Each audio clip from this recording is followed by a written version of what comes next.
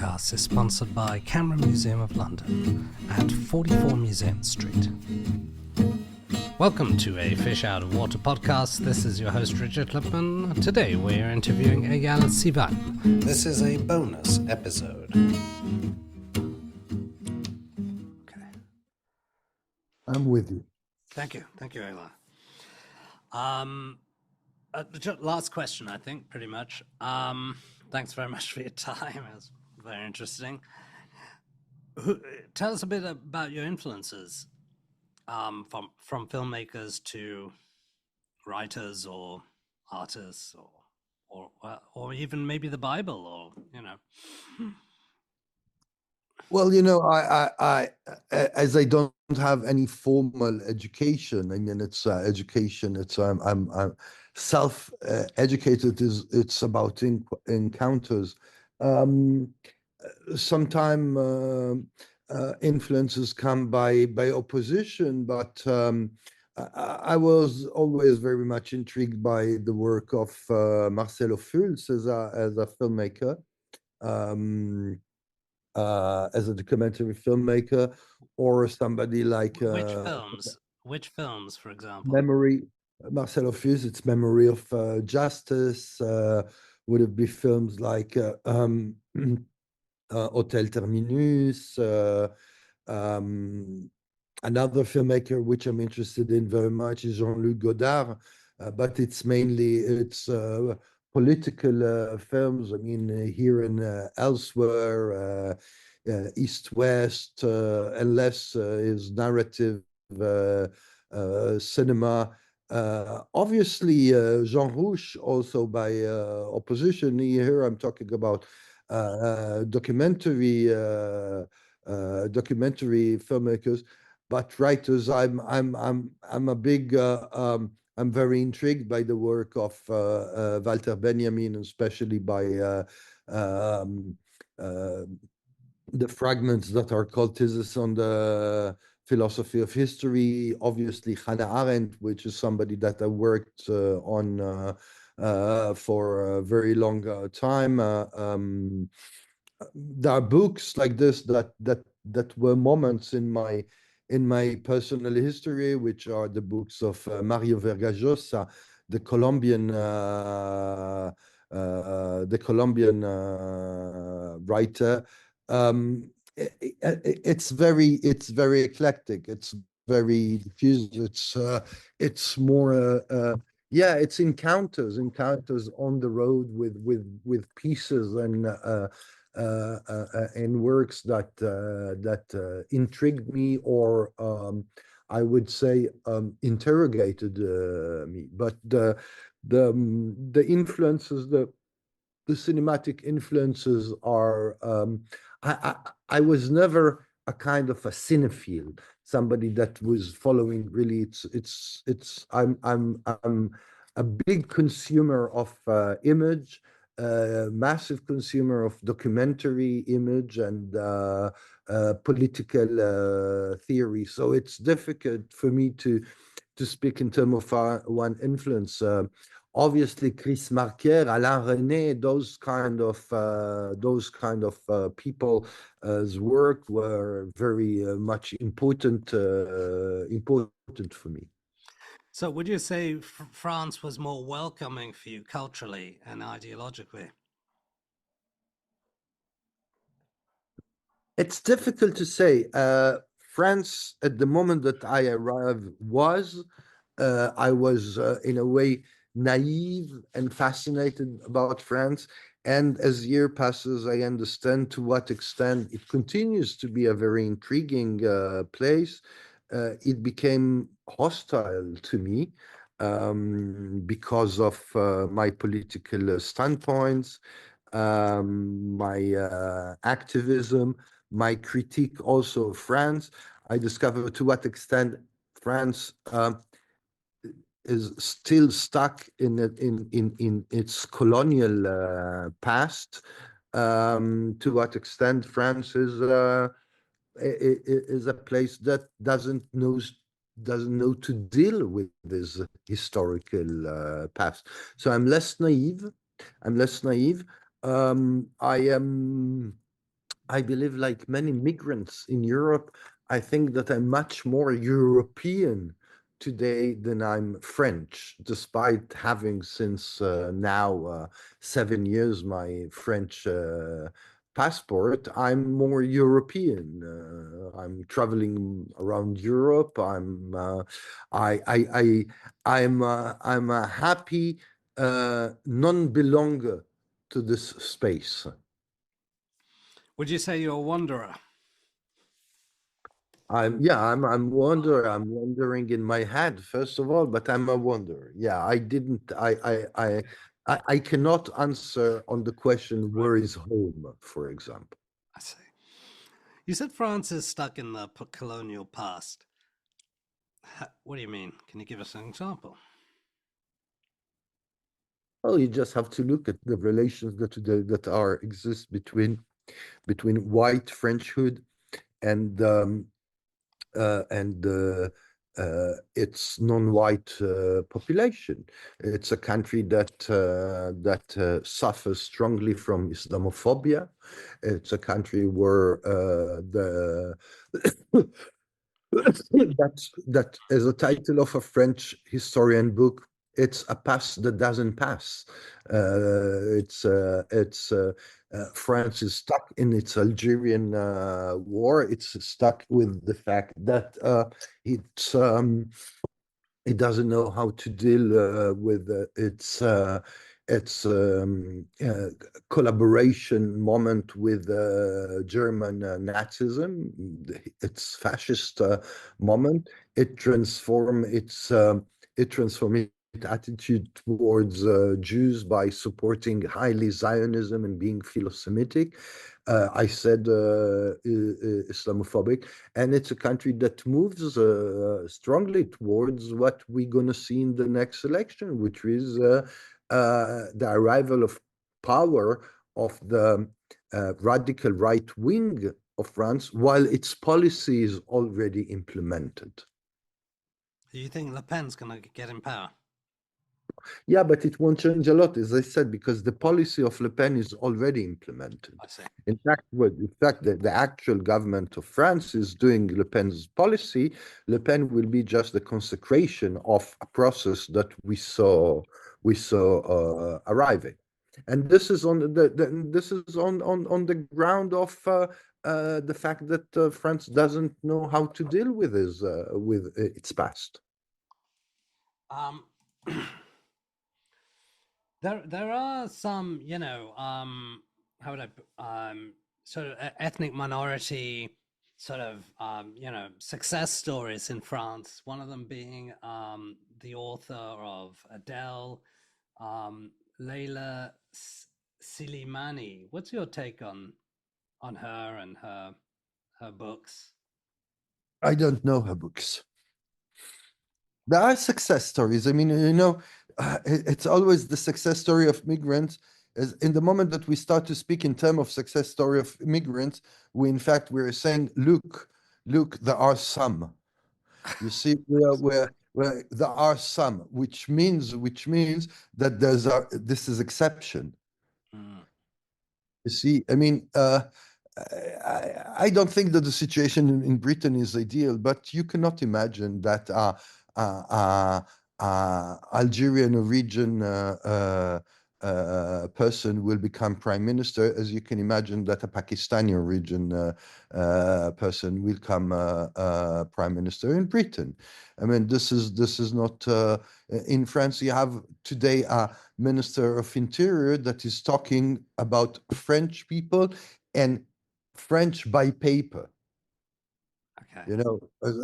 This is so the fact that there's exception, the big exceptions that we speak, we say, yeah, but have a look at the French football team. It's all descendant of migrants. So of course you will find always singers and sports person which are colored person, but we're talking about um, a talk show in the French TV. What are the colors of the presenters of the news in French TV? Who are business persons that are speaking? I mean, France is a country that under this idea of the republic, which means that in fact everybody is equal. It refuses, for example, to look at the color of people. But by not looking at color, you're denying it. Would you say in Britain it's a bit more, there's better opportunities for all? Yeah, because I think that when you're in radical capitalism, so you care about the pocket, you don't care about the color. You think that's better then? I think that this is a fact. I mean, I think that we cannot imagine somebody like Ricci becoming a prime minister in France. We won't have even that the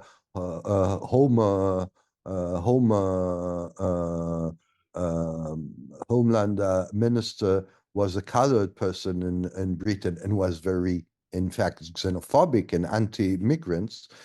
In France, it cannot be because the social way of getting into the French society is different. When I moved to Britain, because I moved to Britain for a few years when I was teaching in Britain, one of the first things that I wrote, because I had a kind of a column in a French magazine, I said that the big difference between France and Britain is that in France, the king was killed, but the court was not abolished. In Britain, the king was left alive, but the court was abolished. Hmm. How do you respond to your critics? I respond to my critic. Depends what are the critic. First of all, my films are a response to my critic, and secondly, I'm always open to a discussion and a debate. It's my critics, but that mainly resume the critique to insults and refuse the debate. This is the problem. I'm for an open debate. I think that the condition of a democratic space is about the debate, and it's out of a debate that things can occur. This is why I don't believe that the problem is the question of freedom of speech, but it's the space of speech. You can have as much as freedom of speech as you have, but if you don't have the space, so who cares about the freedom? And this is what we see, for example, in French media. I mean, in French media, the space is actually very, very reduced. So the fact that there is a freedom of speech, it's being cancelled by the fact that the speech, which is opponent speech, do not have a space. You're talking about platforms like national TV and things like that. Yeah. Talking about platforms like national TV, about mainstream news, etc. But this is part of the result of what I said before, that in France the royal court is kept, which is you have the intellectuals that have a role within the court. You have the journalists, which are extension of the politics. I'm not. I'm consuming more BBC and Al Jazeera than French TV. I mean, you could never thought about a program like Hard Talk, for example, on French TV. It wouldn't be even imagined. It's not a way that journalists speak to politicians. You know, journalists in France, they are talking about the French people as if they were not the French people. What about in America? This is a different thing, you know. In America, this is the fact that in America you have absolute freedom of speech makes the fact that it's another interesting way of censorship. The fact that you have so much speech and you can be openly a Nazi in America.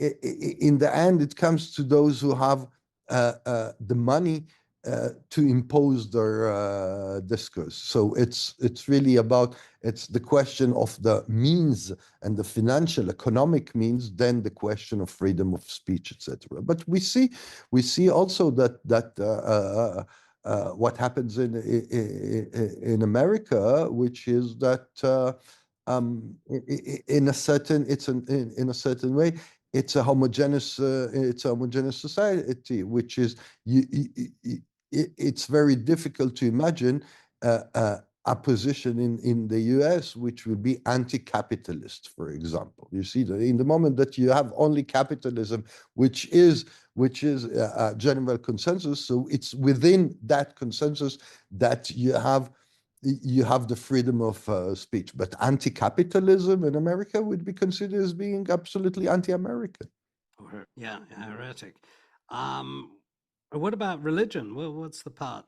I mean, what about Latin America and Africa? I mean, those places are quite. Are they not more difficult in the sense? Well, they are more difficult on one hand, but they are less difficult in others. They are more difficult. They are more difficult because the conditions are much more difficult. But they have the advantage that they have the future. Oh, you mean While, young well, people? there is a possibility, and there is the energy to buy the future, to build the future, while the old continent is all the time about thinking about how to come back to his future, and coming back to the future is being stuck in the past. Look at the slogan of Trump. The slogan of Trump is a slogan about how of regression. Make America great again. It's let's go back to something. Mm. It's not a proposal of future, it's a proposal of going back to the past. Well, Africa, the African continent, the Latin American continent, with all the difficulty that they have, well, they have a future because their past is more horrific than their future.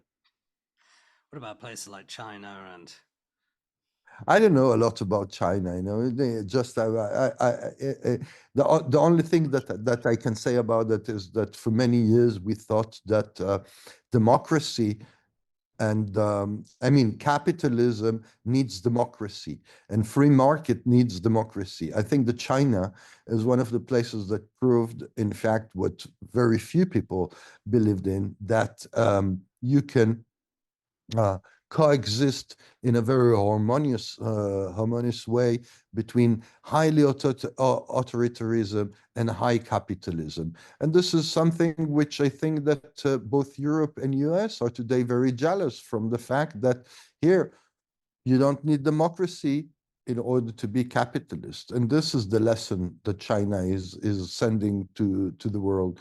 Don't think that you will that capitalism or neoliberalism suffers from lack of democracy, which is a terrific sign, by the way. Why do you say that? Because I think that authoritarianism it's a terrific condition, and in a country where population is under absolute surveillance, where the only thing where the absolute freedom is the possibility to consume. Uh, it's a decadence society. It's a society that walks to the total decadence. I think that consumerism cannot answer about our deep human needs. What are deep human needs, in your opinion?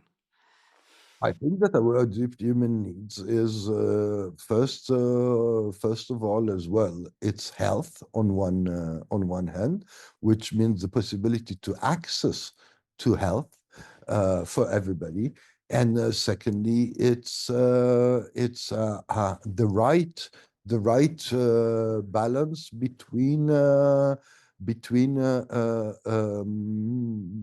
would say a kind of spirituality and more sane relation with the society. It's about de-stressing from the need of social performance and efficiency and competitivity. You've been focusing quite a lot on conflict. What's your take on the Russia-Ukraine, Ukraine-Russia conflict? My take is that I think that as being an anti-imperialist, I'm not choosing against any I'm not making difference between empire desires and saying there is a good empire desire and a bad empire desire. I mean, I think that the fact that Russia, an authoritarian country, not democratic, imperialist, is attacking another country, occupying its occupying its territory, enslaving the people.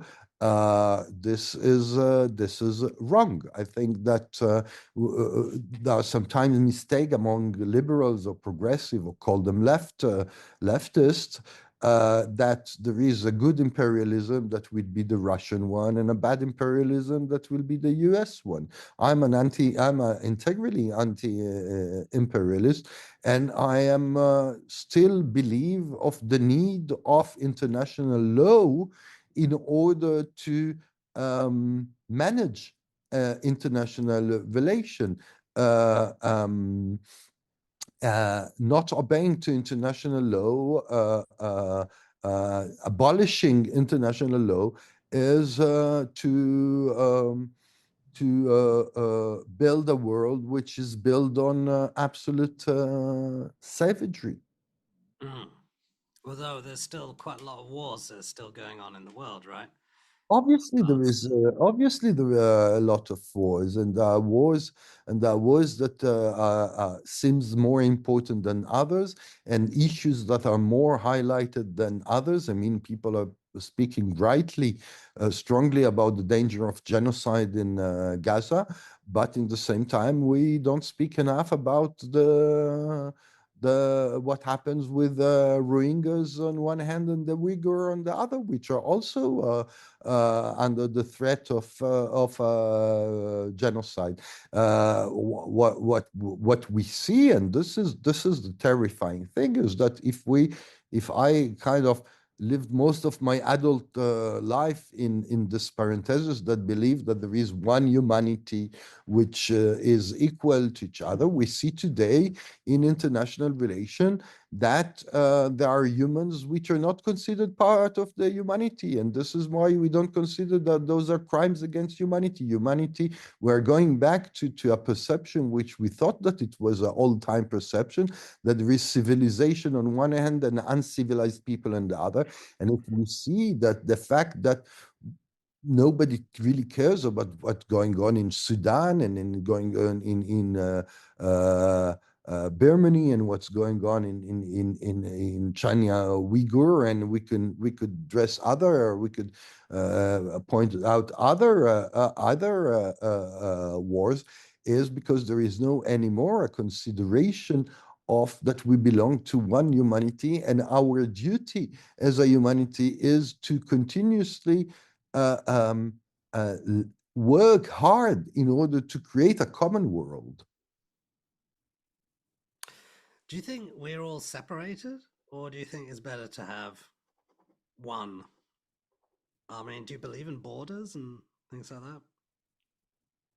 Separate I am countries? not naive. I am realistic, but I think that we're facing a moment that we can allow ourselves, and we have maybe the duty to reconsider what was seen as something which was obvious and natural, which is the nation state as a solution to the empires, and to put it in questions. I mean, in a society, in a world where mobility is part of its way of running.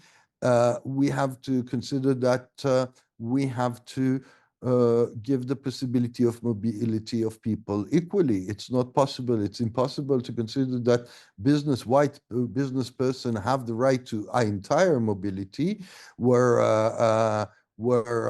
white people go to live in another place. It's called relocation, but when it's non-white people, it's called migration. So those are the division. I think that there are facts. The fact that the borders exist for those who are not allowed to cross the borders.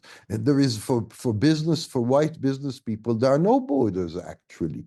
So it's not if I believe in borders. It is what is the function of the border? What is the function today of what is the function today of the border police? Who are those who are defined as migrants? I mean, on one hand, white society doesn't want to do some kind of jobs, and then it complains that there is the others that are taking their jobs.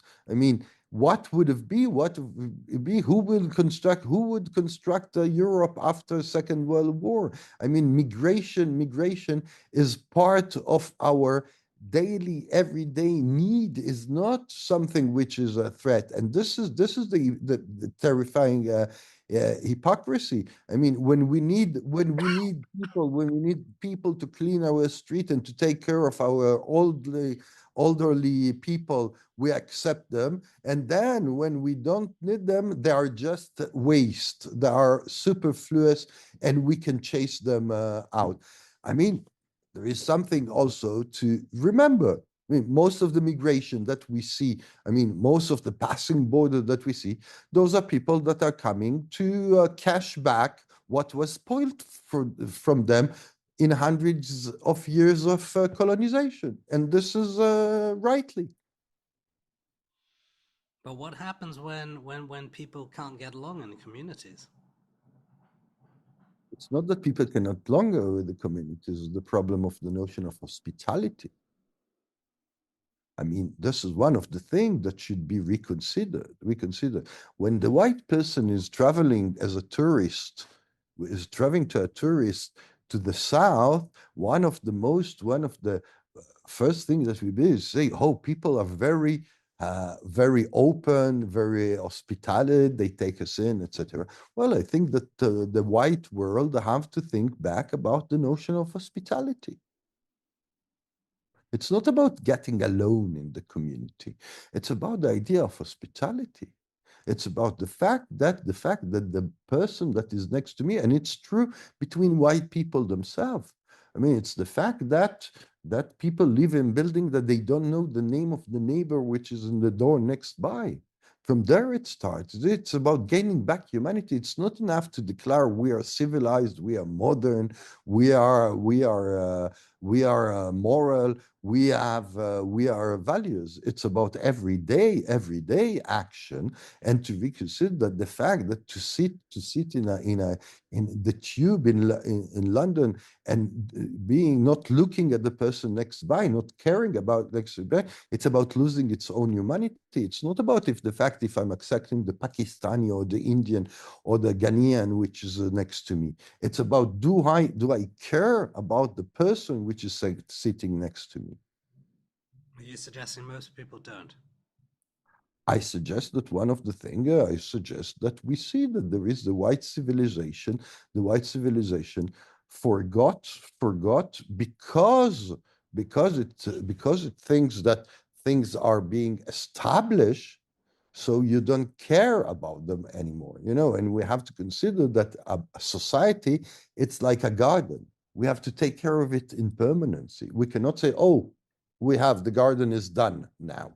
And I think that what happened in the white civilization was it said, okay, now we are a democracy. And in democracy, it's also like a garden. You have to take care of it in permanence. Oh, we are good people. We have good laws. We are civilized. And at that moment, we don't care anymore. And to care is to take care of, to continue to care of. We forgot this is the relation that today we have with the nature. Is there a society that does care today? What society? Is there a society or country that does care today? Well, I think that if southern societies, I think that if in Africa people wouldn't care, it would be a massive self-suicide. If societies under such big pressure, suffering, and poverty uh, uh, succeed to resist, succeeds to stay in life, is because there is still the notion of solidarity. Hmm. Because if not, how do you explain that in those places still people survive? Well, survival is because there is kind of an idea of solidarity. In the world of documentary, final last question. Can you tell us what it means to be a success and what it means to be a failure? In my view, or as it considered in the world of documentary? Maybe both. Well, I think that in my personal view, to be a success is uh, to succeed, not to compromise uh, between your initial uh, desire, project, and its result. This is a success. So that's vision, achieving No, a vision. it's more than achieving a vision. It's not to compromise. It is to be able to hold to your intention and to transform it into an action. A failure is to compromise. And this is why I think that most of what we see in documentary today is a failure. In the documentary world, to be successful is to be present in big festivals and to have as much as partners in co-production possible. This is it, which means it's the contrary of what I'm saying. To be successful in the documentary is your ability to compromise as much as possible. Interesting. Are there any films you can give examples of successes and failures in your point of view? Just for the Not really. I'm just saying if we look about films which stayed, which resisted to time, not films that just passed, not films that just were. I mean, if we ask what was the documentary that won the Oscars 2 years ago? Do you remember? Yeah, right. I think there was an octopus one I where don't know. I don't know. I don't remember. If I ask what was the documentary that won the IDFA prize 4 years ago, I don't know. I have not a clue. But we know that there are films which resist over time, that mark the time, that are there. I mean, if we think about a film like Night and Fog of Alain Resnais, that maybe didn't get any prize, is still a film that exists. If we think about about a film like I don't know, Shoah of Claude Lanzmann. It's a film that still is there here and elsewhere by Godard. I can numerous films, some Wiseman films. And what is a film that resists over time, that is still being taught, that is still being shown, that people are still being interested. Well, there is a lot of things which are just products of consumerism that are coming. It's like food. You eat it, it's good, but then it disappears. It becomes waste, and it's a waste, and it's a real waste because documentary, it's expensive, and it's dealing sometimes with very important issues. Sometimes you make a film about a school in an African country, and sometimes the film costs 2 times of the budget of building a school. So maybe it's to think, is it really need to make this film, or maybe it's better to take the money and to build a school? right. Thank you very much, Eyal Sivan.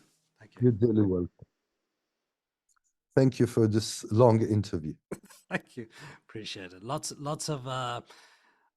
ideas to think about. Thank you very much. Thank you. Yes. Bye.